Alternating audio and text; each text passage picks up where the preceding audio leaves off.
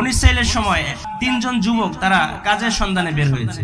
প্রতিমধ্যে তারা 4টা স্বর্ণের টুকরা পেল। কয়টা? 4টা। এটা পাওয়ার পরে তারা চিন্তা করলো, খাইছে তো আর কাজ করা লাগবে না, এটা নিয়ে আমরা আজীবন আমাদের জীবন কাটিয়ে দিতে পারবো। এবার একজনে বললো, স্বর্ণের টুকরা তো পাইছি, ভাগ করতে হবে। আর একজন বলে, ক্ষুধা লাগছে, আগে বাজার থেকে খাবার নিয়ে আসো। তো 3 বন্ধু 2 জনে মিলে একজনের পাঠাইছে বাজারে খাবার আনতে।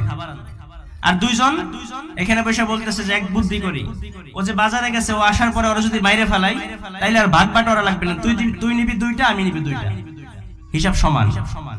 আর যে বাজারে গেছে ও চিন্তা করে যে 4টা স্বর্ণের টুকরা কিভাবে ভাগ করি। এক কাজ করি, খাবারের মধ্যে বিষ মিশিয়ে নিয়ে যাই, তাইলে 2টা সাইজ, 4টে আমি একাই পাবো।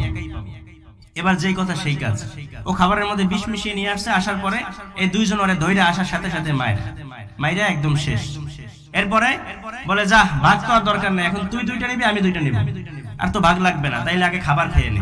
এবার খাবার খাইয়া ওই 2টাও কি শেষ। এটাই তো দুনিয়ার জীবন, ঠিক কিনা বলেন?